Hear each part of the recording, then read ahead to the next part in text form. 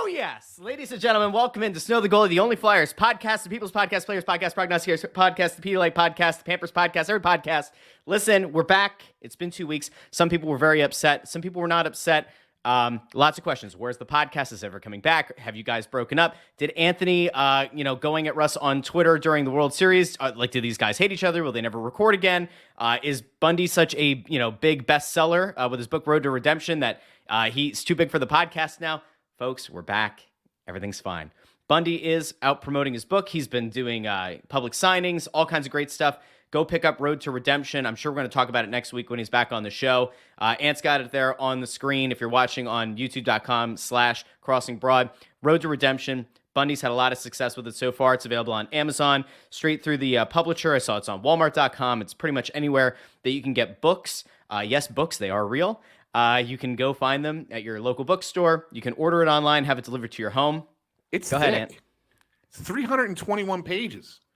I didn't think Bundy could put that many words together. 321 pages. Yeah, that's a lot of pages. And you know what? I started it yesterday. I got it in the mail yesterday. I started it yesterday. I read maybe the first 35 pages. It's pretty good. I mean, it moves. It moves pretty well. So I've been told that it's a quick read. I need to get a copy of this book, and I've got to read it. And I want to make sure that I do that before we get Bundy on next week. But anyway, look, we're back. I know that it sucks if you're used to listening to a podcast and it goes away for a little bit. I hate it. I was sitting at my desk ready to go for 2 weeks. Bundy's off having a successful book release. Anthony was off covering the Phillies on the World Series run. That's kind of like a once in a, 2 decades thing, once in a decade opportunity. Can't fault Ant for that. Could we have been a little bit clearer? Could I put out like a, from the vault episode? I guess conceptually could have, sure. If you're upset with us, hopefully you'll, deal with it and everything will be hunky-dory. But we're back. We're going to go back to being weekly, barring there being some other kind of, unbelievable run by a Philly team. I don't know, the football team's undefeated. If Anthony decides that he's going to big shot us and go cover that, I don't know. Then maybe the podcast goes away for a bit. Cover what? Huh? Cover what? What do you mean cover what? Where are they going? Who? The football team. They're going to the Super Bowl. You didn't know that? They're going to the Super Bowl, Ant. Anyway, we're back, and I have to be honest. I'm very excited to get back to this. I know that preseason and throughout the offseason, we talked about like where we thought this team would be. It's certainly not 7-3-2. You might have seen over on Twitter on the Snow the Goalie account, we put out the video of Bundy and Ant with their predictions through the first 20 games. We're obviously going to come back to that once the team gets through 20 games, once we get into that, Thanksgiving window, to see where this is at, because will the Flyers keep up this unbelievable play? Will Carter Hart be able to kind of play at this like unbelievable Vezina, favorite kind of pace? I don't know. I don't think anybody knows. The one thing that we can say is a given about the Flyers is that nothing is a given. So I do want to go over the first 12 games predictions with Ant, kind of get his reflections on how things have gone so far this season. And then when Bundy comes back next week, we'll get his as well. I would encourage people, if they haven't done so already, to go over to Twitter, to twitter.com/snowthegoalie, or find it at snowthegoalie on Twitter, and go back and listen to the rationale from Bundy and from Ant. Flyers are 7-3-2 through the first 12 games. And Ant, I think we should go game by game here really quick to give people an idea of how close or far away you and Bundy were. Does that sound okay? However you would like to do it, Russ, I'm on board. Okay. So the Flyers obviously won their first game. You and Bundy both had them winning. That's great. Second game of the season against Vancouver. Flyers won. Both of you had them taking a regulation loss. Third game at Tampa. Flyers won. You and Bundy had them both taking a regulation loss. Fourth game at Florida. You guys said regulation loss. They did lose in regulation, so there we go. Fifth game of the year at Nashville. They won. You and Bundy both picked an overtime loss, so you were close. I mean, 1 out of 2 points isn't bad. The next game was at home against San Jose. You guys both picked a win. They lost, so that's tricky. It's tricky right there. The back half of the first 12 was perhaps their worst game of the season, by the way. Yes. Back half. Home against Florida, you guys both had them taking a regulation loss. They won that game. Then home against Carolina, you guys had them losing in regulation. They lost in overtime. The next game was at the Rangers. Bundy had them losing in overtime. You had them losing in a shootout. They lost in overtime, so that was pretty solid. At Toronto, Bundy said they would win in overtime. You said regulation loss. They did lose in regulation. At Ottawa, Bundy had a regulation loss. You had a win. The Flyers won that game. And then finally, home against St. Louis, you guys both had them losing in regulation. They won. So to recap that for the fine folks at home, 7-3-2 is what the Flyers ended up being. Both you and Bundy, despite not listening to each other through the predictions, had them both going 3-7-2. So I think it's probably our responsibility now, Ant, to go over what has happened over the first 12 games that led to that 4-result swing, that 4-win swing. Because going into the season, we talked about there were potential injury issues, perhaps a poorly constructed roster, all kinds of things. But we did give the benefit of the doubt to Tortorella's coaching and to the fact that it could work out well for the team. They'd be well-conditioned, etc. At this point, 12 games into the season, your biggest storyline for this team is what? Well, Carter Hart. It has to be. I mean, he's been otherworldly. I mean, when you look at these games and watch them play, they're winning games that they have no business winning.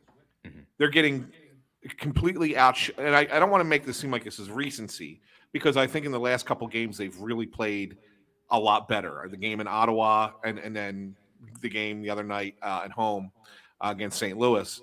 I really felt like both of those games were really strong team games played. And obviously the St. Louis game, Hart doesn't play. He was sick, so Felix Sandstrom had to play and got his first NHL win. But prior to those two games, Carter Hart was sensational, has been sensational, and has been the guy winning games for the Flyers. Flyers have struggled to score at times. The Flyers have been outshot badly. And really, when you look at it, they're 7-3-2. That's points in 9 of 12 games, and yet they're only a +4 in goal differential, right? So it tells you every game is close, right? They're not getting blown out, and they're not blowing anybody out. Yeah, the 5-1 win over St. Louis was pretty comfortable, but that's negated by a 3-0 loss to San Jose, pretty much, right? That they probably shouldn't. And in fairness, I know that they've played the fewest games in the conference, but they have the second fewest goals for in the Met. Yeah. Which is kind of astounding. Yeah. They've only scored 33 on the year. To their credit, though, they've only conceded 29, which is, I believe, the fewest in the entire Eastern Conference. Again, think about that. They've played 12 games. There are a few teams that played 13 and 14. But think about that a little bit, Russ. Because, I mean, they've said they've given up 30. You said they've scored 34 goals in 12 games. Yep. That's less than 3 a game. Yep. That they're scoring. And the beginning of the season is usually when teams score more. If you look around the league, there's a lot of higher scoring games because it's, offense is always ahead of team defense at the beginning of the season. It always takes a few weeks for teams to really kind of get their defensive systems in place. And so there's usually higher scoring games earlier in the year. And if you look around the league, you'll see a lot of 7-6 games, a lot of 6-5, like weird scores, high scoring games. The Flyers aren't in those. The Flyers are playing good, low scoring games. They have to be low scoring games, otherwise they're not going to win. And the predominance of them have been because the goaltending has been, off the charts. So that is automatically the big storyline as to why there's a four-game swing between what Bundy and I predicted and what the Flyers are actually doing. And that's credit to them. It's credit to Carter Hart for coming into the season, as focused and playing as well as he is. But I got as much as I've liked the way they played the last two games, I really like the way they played against St. Louis. I still question whether what they've done to this point is sustainable long term. Mm-hmm. Can they play like they did the last two games over an extended period of time and kind of make it a little bit easier on the goaltending? Maybe. And if they do, well, that's good for them, and that'll give them some cushion in case they hit that lull at some point.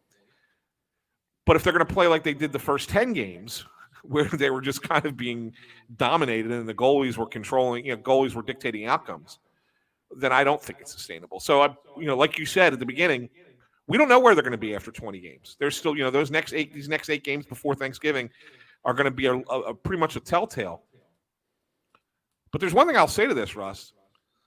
Flyers are catching a little bit of a break here with the schedule, the way it broke out.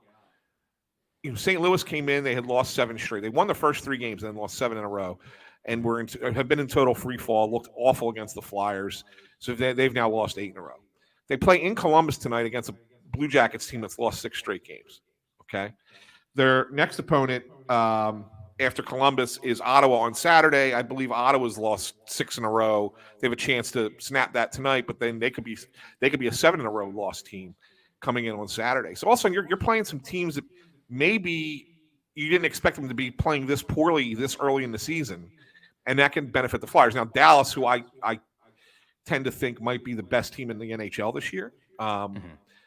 That they play them on Sunday, and I think that's going to be an interesting dichotomy. I'm going to be curious to see how they play the goaltenders this weekend. Sure. I think Carter's going to play on Sunday, and I think we're going to see Sandstrom on Saturday against Ottawa. That's my guess, but who knows?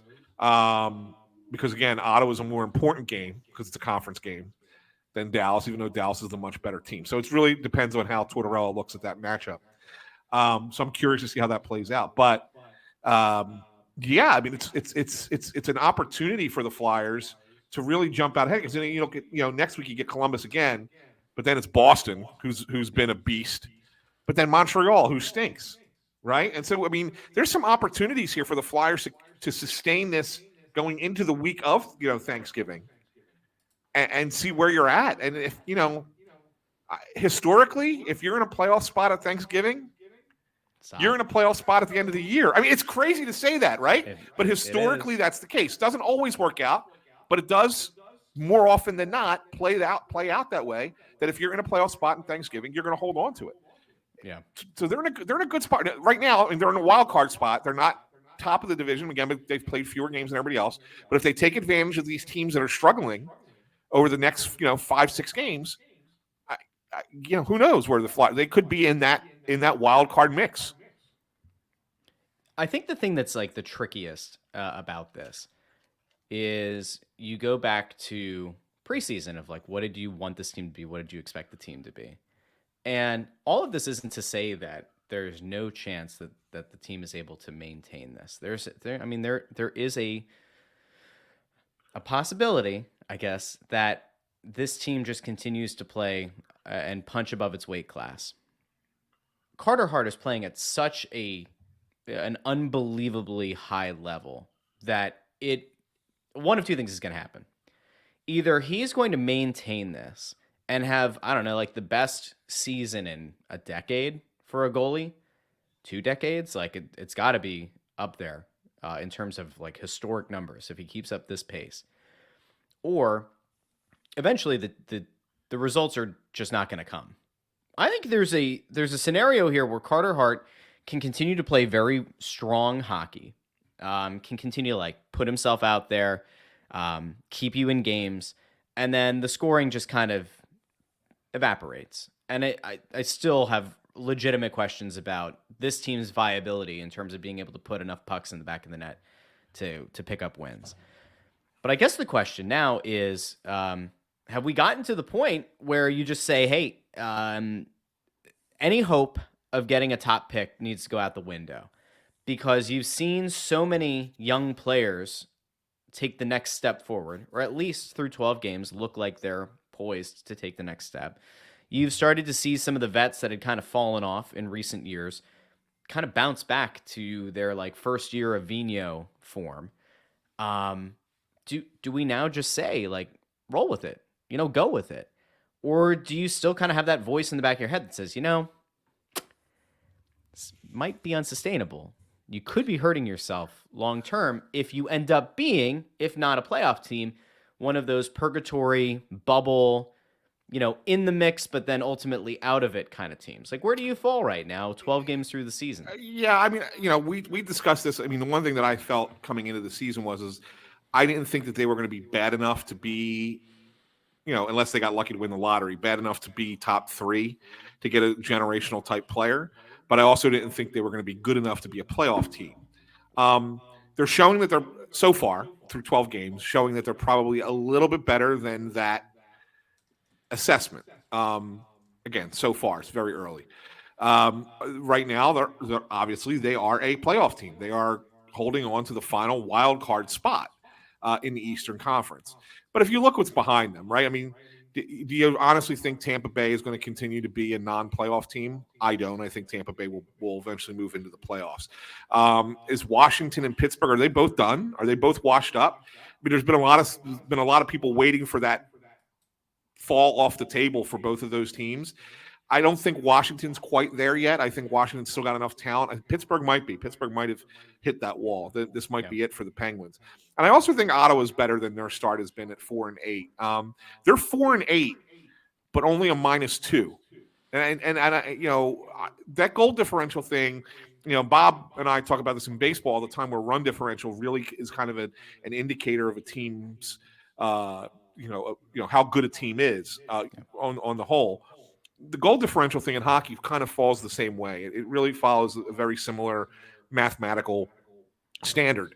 And I think that, when you look at a team at 4-8, but they're only -2, it tells you that they're playing good games. That there's something's just not clicked yet. And for Ottawa, it had been their defense. They had been scoring a lot of goals, not stopping the other team. And then, of course, they lose the game to the Flyers 2-1. Right? They don't score, but they limit the other team. So they've reversed it there. So they're starting to figure something out. I think that they'll be better. And as far as falling back far enough, I mean, Flyers are already 10 points ahead of both Columbus and St. Louis.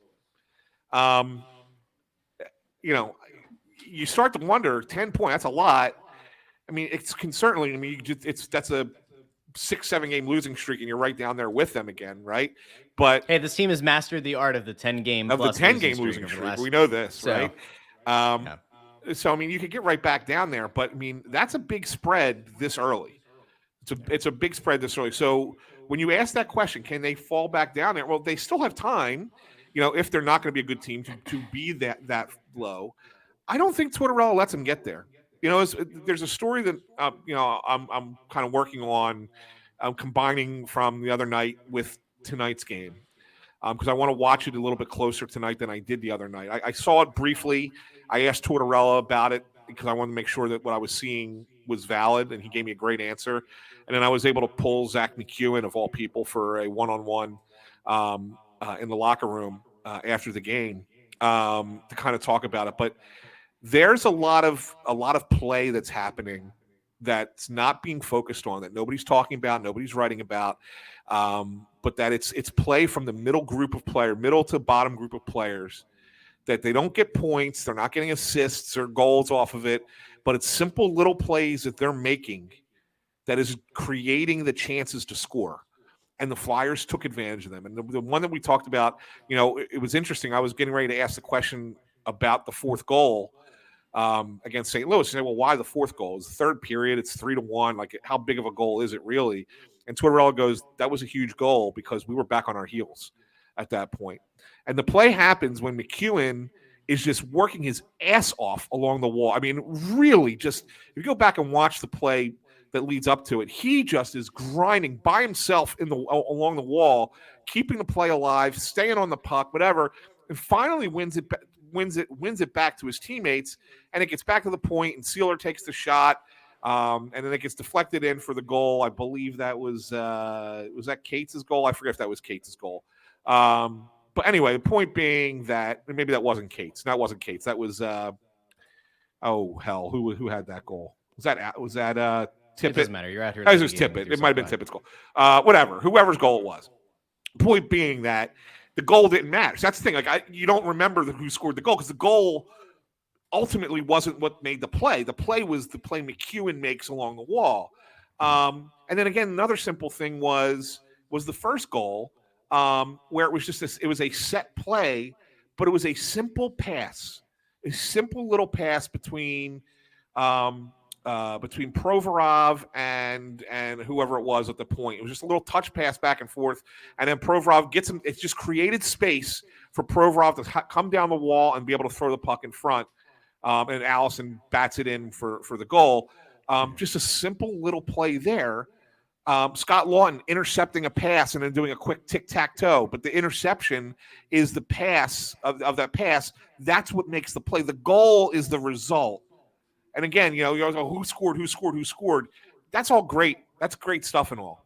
But it's the plays that lead into the goals. And the Flyers on Tuesday, and I feel like they found it a couple times in Ottawa as well, they found that those little plays that they're making, those little successes, those little wins, are leading to chances. And when the chances lead to rewards, as they did against St. Louis, you feel like, okay, then this is what we're doing is right. And that's when you buy into what the coaches are telling you. And that's what, I had this conversation with Zach McEwen afterwards.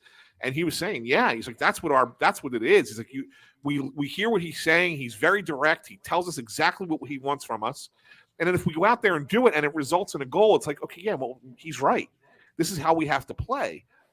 And so if the players are buying into that, regardless of their skill level, even if they're not the greatest, skill players, if they still play the right way, you're going to find ways to win games that way, even by accident, even if you're not at your best.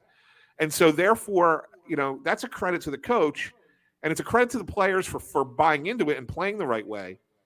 They just have to be willing to do that because they're not going to score a lot otherwise. And if they don't stick with it and they get away from their game a little bit, and then all of a sudden a couple pucks end up in the back of the net against them and they have to chase a game, the Flyers are not the kind of a team that can chase a game down. They're just not. Yeah. And so that's why it's important that they stick with this. And I think that's why Tortorella wants to mention those things when he has the opportunity to. It's going to be interesting to see if the small plays that they're making, the small hustle plays, the playing the game the right way, if they're able to maintain that, and if they're going to continue to be totally tuned into what their coach is saying. It seems like, think back over the last few years. How many times have we come on this show and lamented the fact that the team didn't make the little plays, and that the cumulative total of all of those missed opportunities is what leads to pucks in the back of the net or leads to high danger chances. And now it's almost weird in a way. Like, I don't know. I find myself watching this team feeling like this isn't the team that we've been used to covering. It doesn't have that kind of apathetic look to it. It doesn't have that I don't want to say like the entitled or the kind of coasting or banking on their laurels kind of thing, where you just have a bunch of guys who look like they believe that they were meant to be in the league and that they don't have to bust their ass on every play, that their talent is just going to be enough to get them wins. And it doesn't feel like that this year. It feels like, I hate using the hashtag, right? The Fueled by Philly thing. It seemed kind of gimmicky when they rolled it out. But like the team does kind of have that Philly team feel to it. I'm not saying the Broad Street Bullies. I know they've gotten in a lot of fights to this point. There have been some hard hits. But like it seems more like a team that Philly can identify with. And is a lot of that Tortorella? I would think that a good chunk of it is. And maybe there's just something that has kind of reignited in some of these guys. The love of the game, the passion, being able to, channel the energy of the crowd that like they had lost for so long. Maybe all of like the nonsense that was happening, behind the scenes, maybe some of that going away has all of a sudden allowed these guys to kind of flourish. It just feels like they're playing a more locked in game, but at the same time, a more carefree game. And I mean that in a positive way. They're not overthinking the play. They're not getting lost in the processing of a play. They're not afraid to make a mistake. And I guess part of that really is on Tortorella for telling them throughout camp, it's okay to make a mistake. It's really how you react and how you rebound from that mistake. And I don't know, maybe that's why we're seeing a resurgence of Travis Konechny and why we're seeing a resurgence of Ivan Provorov. Maybe. I don't know. Well, I'm not in the locker room with them this year. I could be. I just, it's all right. Maybe you will be at some four point. on the way. There's only so much time you can spend away. Maybe you'll sneak down for a couple games. Just I think kind of so. Show your face. Travis Konechny asks for you, Russ. Yeah, I'm sure. Mm-hmm. No, he said, "Where's your buddy?" Did he? Well, I got in the back of a scrum, right, and just kind of caught his eye, and I'm like, "Oh, Scrum Lurkers is back." He goes, "Yeah, where's your buddy?" And I'm like, he said he hasn't been down for a while. He's like, yeah, I haven't seen him. Yeah. So All right, that well, was, I'm glad that I've made such an impact as a scrum lurker that yeah. But listen, he's had a really great start to the year, and like I don't know, I feel like He has go ahead. offensively. There's a butt coming here. Well, there I is. He was can benched hear the at one butt. point. Him and Hayes were benched. The Tortorella benched them because he didn't like the way they were playing, and deservedly so. And it's not just been them. Russ, I'm gonna.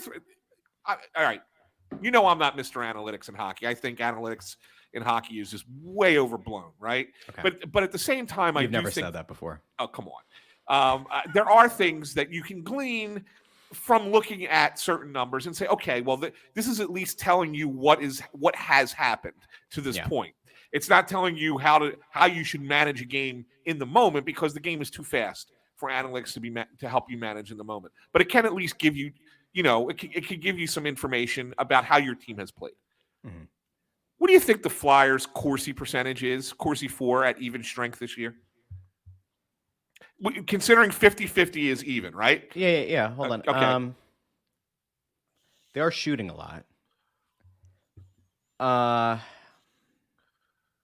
But they've gotten outpossessed a lot.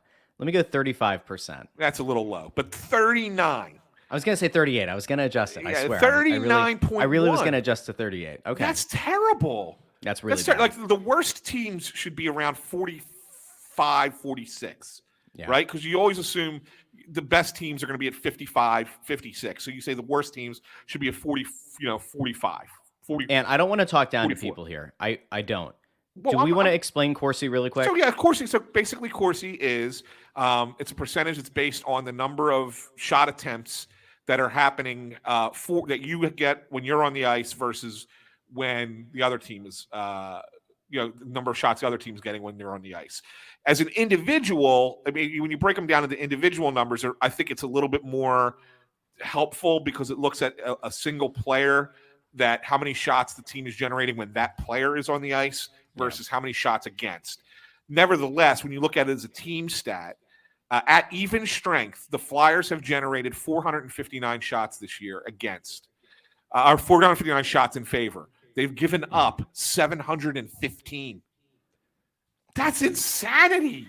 That's just, it's like, it's a number that you can't even fathom this. So that's why I say it's, if they continue playing like that, there's no way they're going to continue to be successful because the goalie's eventually going to have to, he can't just stop everything, right? Yeah. Now here's one that I've never been a huge fan of. Well, hold on.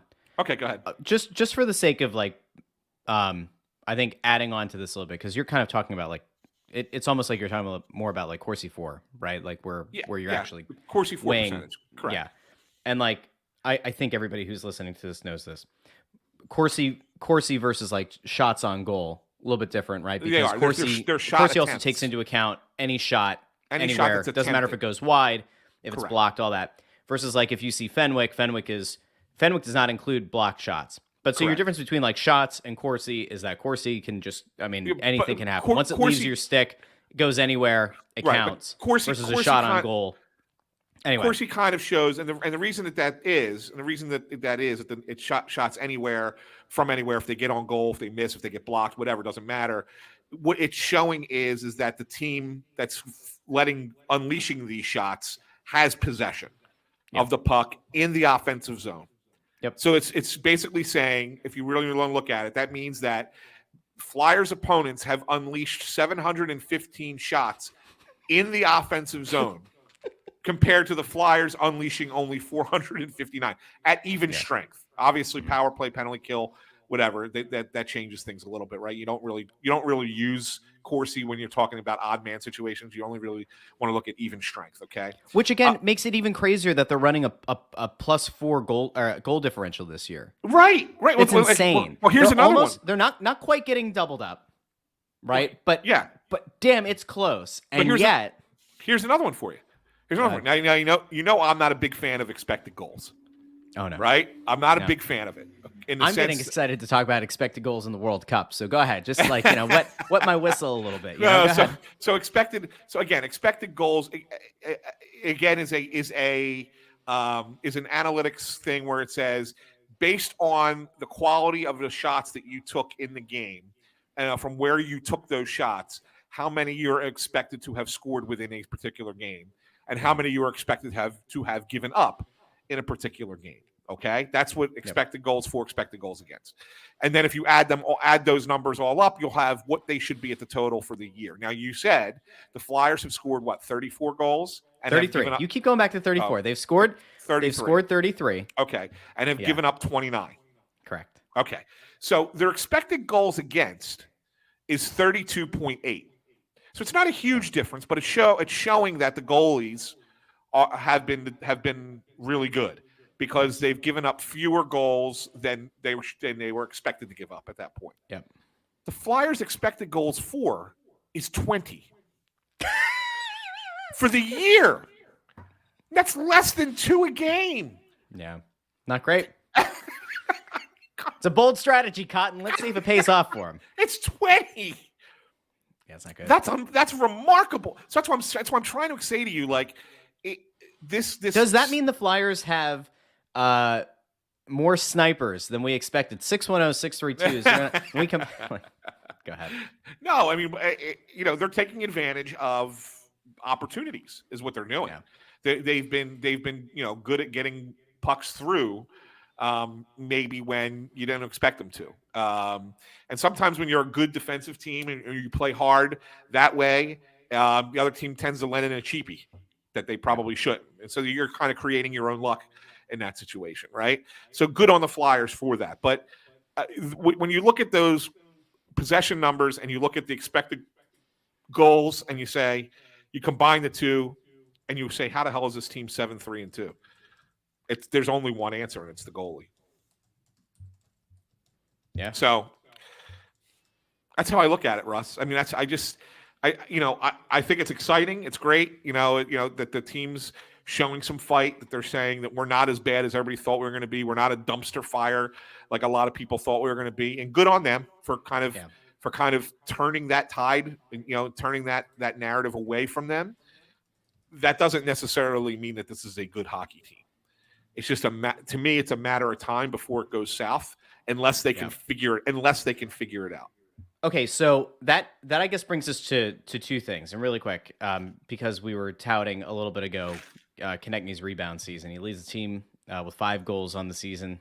He has a team leading 14 points, second most assists on the team. Kevin Hayes, who's been thrust into the 1C role, has 10 assists on the year. Without looking at, which 2 players are tied for the third most assists on the team? You can't look. Tied for third, huh? Tied for third with assists. Close your eyes. Provorov. I'm looking at you. I'm looking at you right now, Russ. So if you want to put up like fingers, I'll tell you how many fingers you have up and stuff. All right, go ahead. So we're not lying, okay? I would say 2 fists. Okay. I would say Provorov is one of them. He is. D'Angelo? That is correct. Yeah. Okay. Yeah. Yeah. So, I mean, I know it's not the forwards because there's nobody else scoring up front. Well, and it's funny because one of the forwards who I think we could probably agree probably came back too soon from injury, Joel Farabee, is, I guess, what would that be, tied for 5th? Or he would be 5th because there's a tied for 3rd. So, okay. 5th on the team in assists is Farabee. I brought up the fact that Kevin Hayes has been kind of thrust into a 1C role, which is not a place he belongs in. And if you're a team that's going to have actual playoff aspirations, like that can't be the thing. But, you mentioned unless you make a move or unless you do something, you find goals somewhere, like this is not sustainable. There are 2 players currently who are injured and not with the team, to my knowledge.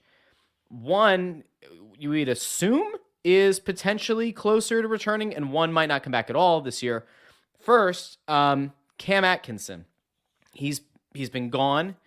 At one point he went back to Columbus to deal with something. Answers have been few and far between. I don't want to say that this is like the forward equivalent of Ryan Ellis. I don't want to say that. I'm not comparing the two. Just that there doesn't seem to be a lot of clarity on what's going on with Cam Atkinson. Atkinson is a guy that we thought going into the season could be one to have an A on his sweater, somebody that's played for Tortorella before. You kind of go with that notion of, the former player coach dynamic. That's a guy who's a leader on the ice, who's, kind of implementing the Torts vision, all that. He's not here, and he arguably is your best or a top 3 goal scorer, ideally, for this team in terms of goal scoring ability. He's not playing, and they don't seem to be keen on giving the public much in terms of what's going on. Ant, I now look to you. What's going on with Cam Atkinson? I wish I had a great answer for you, Russ. I've been getting conflicting information on Atkinson, between it being a longer-term injury and a shorter-term injury. But how short-term can it be if he's already missed 12 games, right? I mean, that's a month into the season, so it's a month-long thing already. Okay, so he's not skating yet. He's not back with the team. He's there. He was there at the game the other night. Saw him sitting up in the press box. So it's not like he's not around. He is around. But I'm not. If he's not skating yet, I tend to think that the things that I'm hearing about it being a little bit more longer term, are more likely than the shorter term. But I can't say that with any certainty because, again, I have 2 people who I trust a lot, both giving me something different. And so that's why I haven't reported anything on this, because they've both come through big time for me in the past as sources, and I'm not going to put one at make one look bad by riding with that report or versus the other. You know what I'm saying? So I've kind of laid low on it. I'm gonna keep digging and keep trying to see if I can get a better or more detailed response than I've gotten so far. So just to be clear, you've heard that it could be a short-term injury. Shorter term. I don't want to say short-term because it's already been a month, but shorter. It could be a longer-term injury. That is what you've heard. Ladies and gentlemen, that is why you pay the money that you pay to access Anthony's work here. I was actually hoping you didn't even ask about it. I was hoping you didn't even ask about it. Because to read on crossingbroad.com behind the paywall, that is why you pay the big bucks. Could be shorter term, could be longer term. Who knows? That's why I didn't want you to ask it, because I don't have it solid. Like the Couturier thing, you knew I put it out there because I knew I had it, right?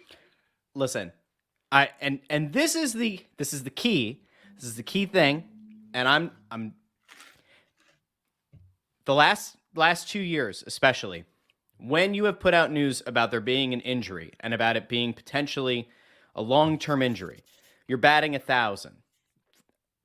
This is indisputable. Mm-hmm. Sam Moran, you got dragged on Twitter. Sam Moran ain't playing, is he? Sean Couturier, you put out that good chance he misses a significant chunk of the season, maybe is back for the second half of the year, remains to be seen.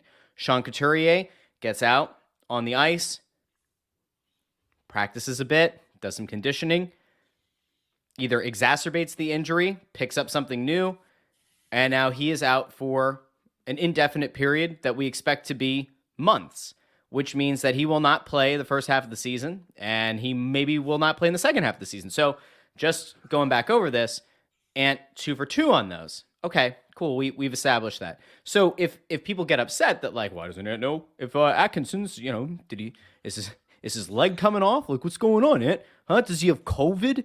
Is that what's he's got the long Rona? I mean, all right. When it's reportable, you'll put it out. You'll probably be right. Cool. I do think it's a shame. I like Atkinson. I think Atkinson is a good guy on and off the ice. He could be making a difference for this team if he's able to get healthy, and if this team really is going to head down that, have a playoff spot on Thanksgiving, hang on to it for the rest of the year, then Atkinson's going to be an important player for this team if he can be healthy. And it certainly would bolster their ability to score, and it all of a sudden kind of allows, what's my favorite thing, Ant? The cascading effect. It allows some of these guys to fall back into roles that they're probably better suited for. Could be great. Which gets us to the other guy that you just mentioned, Sean Couturier. Any developments on that front? Are we still under the, the understanding that maybe it's a spring return, or maybe it's no return at all? Like, if you had to put, a percentage on it, what's the percentage he plays for the Flyers this season? I think it will dictate how the team's playing. Will dictate that. I think if the team's got a legitimate shot at the playoffs, then Couturier is going to try and come back and play. But I think if the team is out of it, or just kind of hanging in there at the end, like we're within 4 points, we're within 6 points, kind of thing, I think that they err on the side of caution, especially since he's had 2 back surgeries now, and especially since they were told he's not going to be able to rehab this. He got a shot, and he felt better. He got that cortisone injection, and it was like, oh yeah, well that'll help. It wasn't going to help more than it did. Point of clarity: the cortisone shot, or being told that like it's not going to be rehabable. That was recent. That was the summer. That was at the time. That was spring. at the no. That was during camp, like beginning of camp. And there was some internal discussion about, well, should he just go get the second surgery, or should he try and come back? Get the shot, and try and come back.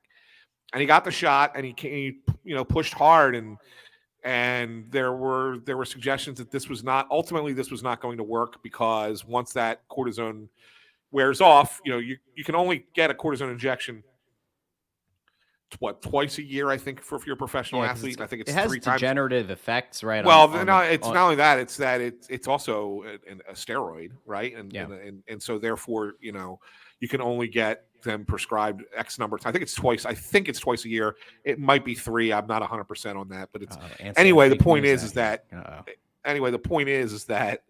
even if he had a cortisone injection that helped him for 3 weeks, right, and then it went bad again. And so then what? Now what do you do? So then he's going to have to go get the surgery. So the surgery got pushed off 3 weeks unnecessarily, but he wanted to try. Okay, fine. And so now he's got a second surgery. And they say 3 to 4 months that he's going to miss, which takes you, probably into the beginning of February, which at that point, I think if the Flyers are somewhat close, he could make it. He could try and ramp it up to get back, say by March 1st. But if they're not there, if they're not within reach, why risk it? Just take the year off and get yourself strong for the summer and try and play next year. Can I know that the flip side of that though, Ant? Like I know that sucks because you would be missing 2 years in a row, pretty much. Yeah, but like and I get it, but you're sitting here saying like, why risk it based on a shot maybe at a playoff spot or not? And I look at it and I go, Jesus, dude, like this guy's got a ton of time left on his deal. You can't. Well, I don't know. It wouldn't be rushing. I don't think it would be rushing him back at this point, Russ. I really don't. I think it's a situation where they say you can start to recover from this within that 4-month range. Okay. And that the question is, do you want to ramp it up to be at playoff level within, that quickly? And can you get there that quickly? It's not to say that he's at risk of re-injuring it a third time, although I guess at any point you play hockey, you would be at risk of re-injuring it a third time, right? So the question more is can he get to the shape that they need him to be in to be an effective contributor for a playoff push and then ultimately in the playoffs? Or if not, then why put make that push there? Who knows? Maybe you start skating differently. You feel like you're favoring it because you're like, I feel a little tightness. I'm going to start, and then feel you pull something in your hip or pull something in a quad or something along those lines. You get another injury that you have to deal with, right? I mean, so maybe you don't want to deal with that as well, and that's why you say let's wait. It's a tough call, but I think at that point you've at least really given you've done what has had to be done. You've taken off the amount of time that needs to be taken off, and then you decide: do I make a big push here, or do I continue to slowly progress and wait another 6 months before I can play hockey, 7 months before I can play hockey again? That's a tough call. Especially when you've missed as much time as he has. I think if you're a player, it's a tough call. If you're a smart organization, it's not. I look at it. This is the first of an 8-year, or this is at least, including this year, there are 8 years on his contract at $7.75 million a year. Yeah. You can't allow a play, potential, and this all comes back to, is Carter Hart going to play out of his mind? Is the team going to be amazing? Like you can't possibly risk this guy trying to ramp up too fast again, or trying to get himself back when teams have been playing the full season and when there are only a couple of months left until the playoffs, and like everything, like every point matters. Like you're going to throw him back into the fire at that point. And there's still 7 years left on that deal. Like, I don't want to be the eternal pessimist here, but like it's a non-zero chance that after 2 back surgeries in a year, he comes back too soon, his career's over. We're not talking about, does Sean Couturier take a bad hit or have something go wrong in a game if he pushes himself to come back in March and like, oh, shucks, he tweaked it, he's out for a few months. We could potentially be talking about the end of the career of Sean Couturier, which honestly, I don't care. That's not the important thing. It's a back. I care about the human being. I care about him being able to, be a husband, a dad. He's dad, right? Like, yep. I care about like the guy's quality of life. I think any Flyers fan, obviously in media and everybody should care about like the guy, like the human being, and about like not being debilitated, So I look at it and I go, I just don't see a reason, even if you thought you're in playoff contention, I don't know why you would bring him back, unless, and I mean 100%, unless you are without question able to certify that he is totally back. And we both know players lie a lot. They will say and stretch the truth as much as they can to get themselves back on the ice or back on the field, back on the pitch, back on the court. They do it. Anybody who's ever played a sport knows you lie to get yourself back out there because you think it'll help your team. This guy probably feels some kind of guilt for missing the better part of 2 seasons. And now if, this all comes back to like, he might have ended up being the captain. If he's healthy, maybe he gets the C this year, prior to this all happening. I don't see this guy being wired to say, you know what, guys, I'm only 85%, let's just shut it down. I'll take it slow and I'll come back next year. I don't necessarily think the guy's wired like that. Nor do I know if you're being like that. Flip side is, there are a lot of old hockey heads who would probably say, well, you got a guy like that. You don't want him to be the captain of your team, do you? Like, I just don't. I think you almost need to take it out of his hands. Unless without a question of a doubt, he is 100% healthy. I don't see the point of bringing him back this year. Well, this is going to be the real test for this new medical team, right? I mean, how much do they how are they really better than before, right? Than what you had before.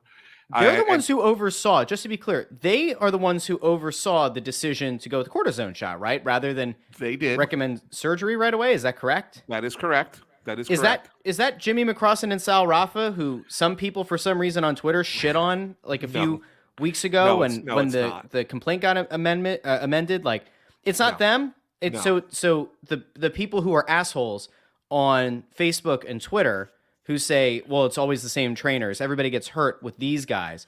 Who gives a shit if they lose their job? Those people can, first of all, pound sand. Go fuck yourself. But those people who are disgusting, just for clarity for them, let's say it a little bit slower so they can understand.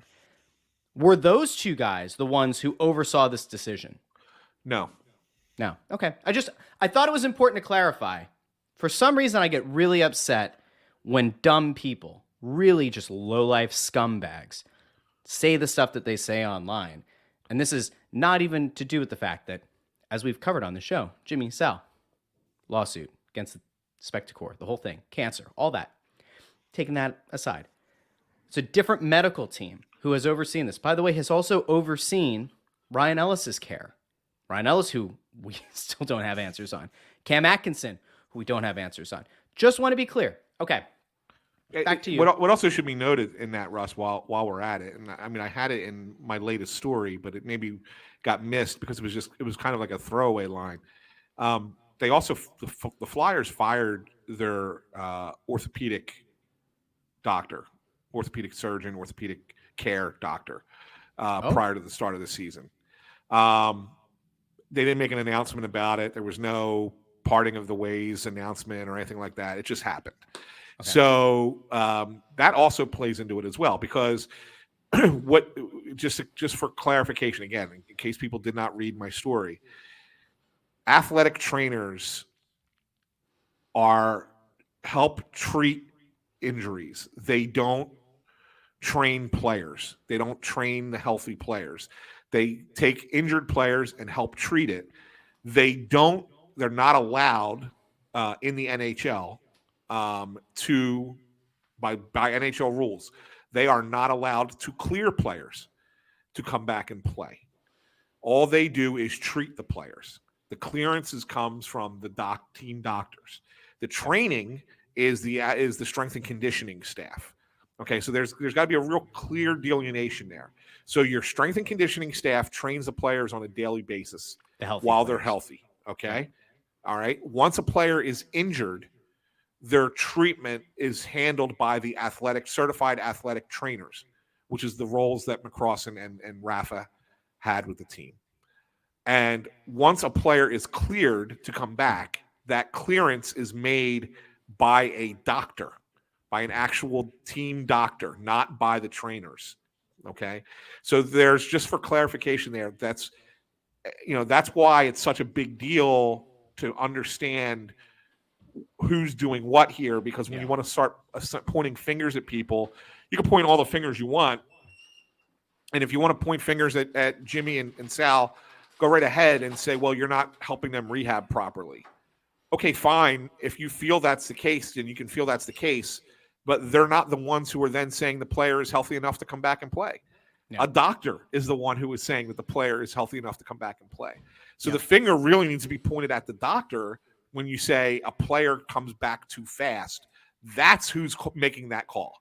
A team doctor is making that call, not the athletic trainers. It's an important distinction, Ant. Thanks for breaking that down. It is. I mean, it really is an important distinction. Yeah. Hashtag education. You've done your fair share today. Well done. By the way, I don't know if you noticed this.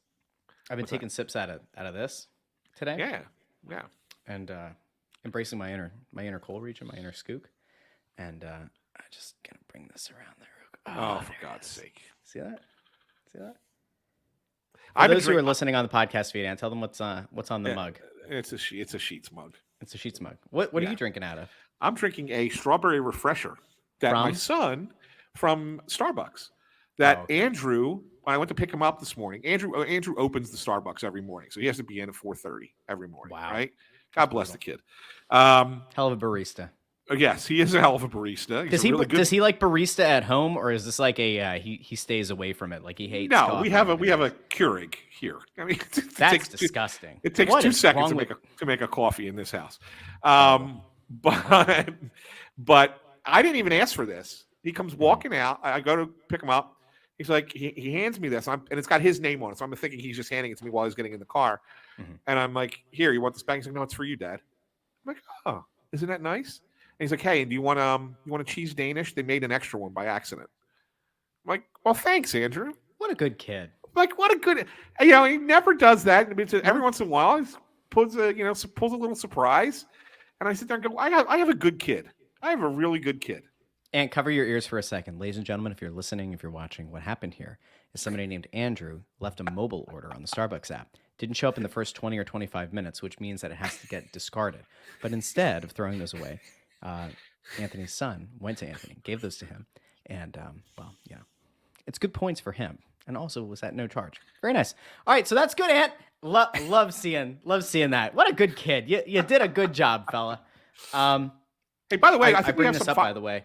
Oh, this is a nonpartisan podcast. So this is not, just want to be clear, this is not an endorsement of John Fetterman nor of Mehmet Oz. By the way, and I think we can all agree that the biggest winner this election cycle, and the biggest winner in the tri-state area today, is not Fetterman, it's not Oz, it's not Shapiro or Mastriano. No. It's all. The biggest winner is all of us, because we are no longer being subjected to those horrific commercials. I can't tell you how many times. Now, I think I've said this on the baseball podcast, but I don't know if I said it here.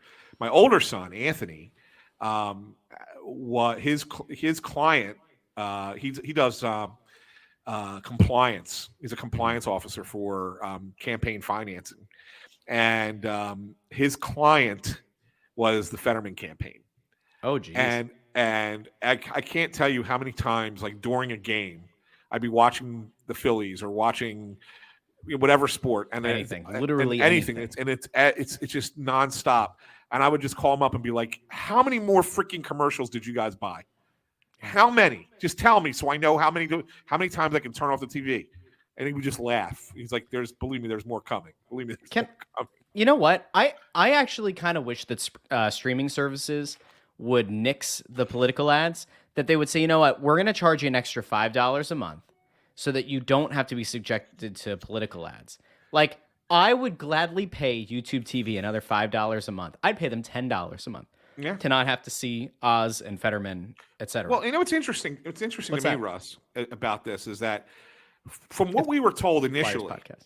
with I know Flyers podcast. What we were told initially is that the streaming service advertisements were going to be a lot like Facebook in the sense that they were going to be targeted, so that what you saw on your streaming service would be different than what I saw on my streaming service, and obviously that's not the case, because we all saw on our streaming services the same damn ads, no matter what. Yep.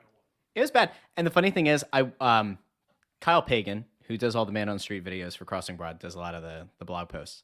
He was talking the other day about how 2 years ago he was standing at the polls, I think in college, listening to an old Crossing broadcast. And it was an episode that Kincaid and I did. And we started the episode like celebrating the fact that the ads were going to be over. And I said that my 5 and 3.5-year-old, I guess at that point, they were sick of the political ads. And at that point, like they never got to watch YouTube. So they didn't even like have that. It was just like anything that was on DVR, like all the old Nickelodeon shows. But they would know like what a Trump ad was, and they would know what a Biden ad was, and they always would say like, "I'm Joe Biden and I pooped this message." They heard a pooped instead of approved. So that still is a thing, by the way. But it made me think that like I don't remember as a kid having political ads just like burned into my brain. Like I don't remember Bill Clinton ads in my head. I don't even remember like George W. or Gore or Kerry. Like I don't remember any of that. And it just feels like the last few years it's like every other commercial. The World Series was like insufferable. Yeah, right? It was like every third or fourth ad. Sometimes you'd get like a Fetterman ad would end and an Oz would come. Listen, I'm sorry. I didn't mean to take us down this path. Flyers podcast, all that. But I think everybody who's listening right now, whether you're candidate won, lost, if you're an independent, if you hate everybody, you love everybody, like whatever, we should all celebrate the fact that at least for a few months, this is over. It's done. Thank God. Like we're if you don't believe in God, thank tree. But like at least it's done. 2023 is going to be so much fun. 2024 is going to be so much fun, and going to be great. Before we wrap, because we've been going at this for about an hour, I asked you at the top of the show, you know, the biggest storyline. You said Carter Hart. We agree on that, 100%. Has there been a player that either has broken out or you think is poised to break out over the next few games? Like Owen Tippett. There we go. Okay. Yeah, I think that the guy has really taken the next level up under Tortorella. You're starting to see him play at a level that you knew that he had this ability, and you could see it like when he first got here last year. You know, the puck finds him. He's able to get a lot of shots off, but I always felt like he was playing that way with his hair on fire, right? A little out of control. He just seems like a much more controlled player now. And the puck still finds him, but he's more selective with his shots, and he's more willing to go into certain areas of the ice where he's going to get better chances as opposed to just firing at will. I think his game is evolving and growing, and I think that he's a guy that is going to continue to grow and continue to be a key contributor for this team. And I think that if you're looking for players whose games have grown in 12 games under performance under Tortorella, I think Tippett is player A. on that list. There's maybe 4 or 5 guys, but he's certainly the top of the list in my mind. We'll want to talk to Bundy about this next week, but I wonder how much of this is just finally having the opportunity. And part of me also thinks that it's just because there are no expectations this year. It was like the one good thing. It's the one good thing when you go into a season like this, where like the expectations are so low or non-existent, is that like, again, it allows guys to play without that burden, without the burden of expectations. And it actually allows them to go out and explore who they are as a player. And he looks good. As we've always been high on Chuck Fletcher here on Snow the Goalie. What a great acquisition for Claude Giroux. You know, Owen Tippett's out here performing. This team's 7-3-2. Giroux's team is like, what, lost 6 straight? I mean, leadership, folks. Leadership. Owen Tippett's got... I'm done. I'm kidding. Jesus God. I know what's going to happen right now. We just got like 300 Claude Giroux stands who just tuned out. They just F-bombed me. They're like going to tweet nasty things. Well, all they have to do is send us a 5-star review and you'll read it on the air. That's exactly right, Ant. And I'm glad that you transitioned to that, because since we went on a 2-week hiatus without announcing it, which is never a good look at, you know where I stand on that. I don't believe we've had a 5-star review in the last week. We have. Have we? We've got 5-star reviews that have not been read. 5-star reviews out the wazoo? I think there's like 3 that have Cuckoo not been Cuckoo? read. I'm There pretty can't certain. be that many. I think it's 3. I don't believe that. Let me go back. There's Who was the last person that we read a 5-star review from? I think it was Due Senate was the last one we read. So we did read Due Senate. Okay. Yes. So I got... You're sure? Yes. Okay. So then let's pick up. We have Dorinez the artist. Or Dorines. Or Dorines. I don't know. Solid Flyers podcast, 5 stars. In the past year or so, the tone of the podcast has definitely turned more negative, but like the insight on the team, and the interviews are always great, Bundy's insight is also great, but he does not hide his disdain for Comcast or the organization. Is the chasm between you and BSH too wide to get Charlie O'Connor on as a guest? He made a point that putting York and other high-end players in the AHL coached by a former fourth liner who championed Hodgson may hamper development by making him play safe when Torts wants him to be more aggressive. May also be the case with other Flyers or other players the Flyers may count on in the future. Also, whatever happened to Semu Tamala? Let me address York first. Go ahead. Here, I don't have a problem with York being down in the AHL if they don't think he's NHL ready. And that decision is being made predominantly by the coach Tortorella. Like, if Tortorella felt like he could be a contributor and be ready to go right now, He'd be up here. he would be here. And so the fact that he's not tells you that it's more of a Torts decision, more of a he doesn't quite fit at this level yet, than it is, we're going to just send him down and let him be coached by Ian LaPerriere, and it's a different style, et cetera, et cetera, et cetera. So there's that. As for Samu Tuomala, he is back playing in Finland. He's back with the team he was with at the end of last year. Maybe he got moved. I don't know. He played 7 games for Jukurit.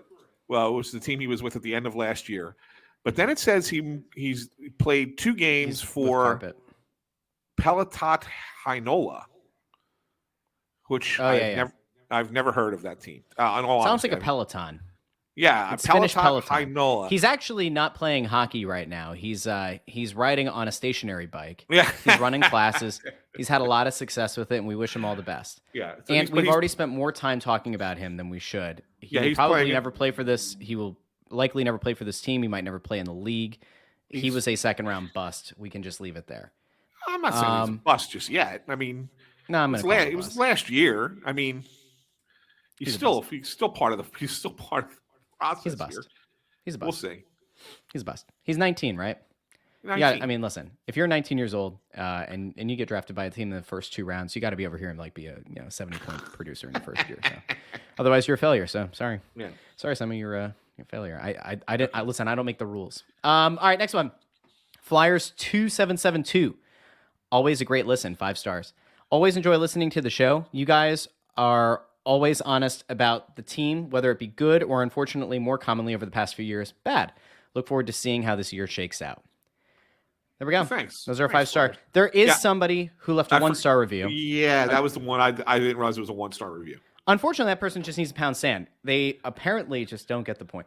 If you want to be critical, if you want to crap on the podcast, you have to leave a 5-star review. I'll read it. I will happily read your negative review, but it has to be 5 stars. Otherwise, dead to us. Sorry about you. Comprehension difficult for some.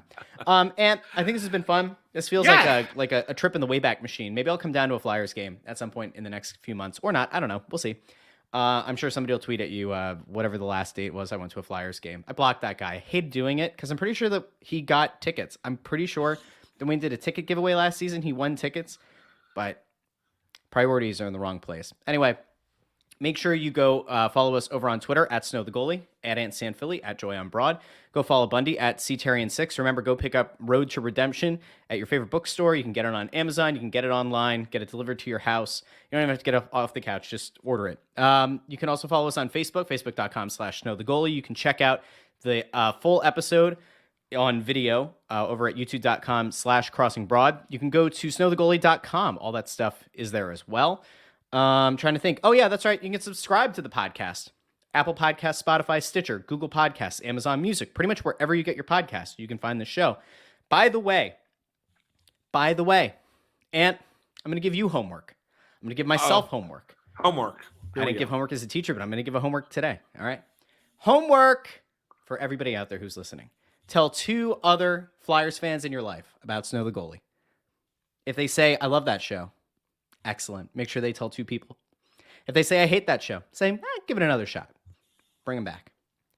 If you yourself are a first-time listener to the show and you've made it all the way into this part of the episode, good on you. Thanks for joining us. Watch the show, listen to the show, share the show. Let at least 2 people in your life know about Snow the Goalie, the Only Flyers podcast, and we will be back next week and every week from now until the end of the Flyers season. That is my sort of promise. I might have crossed my fingers there.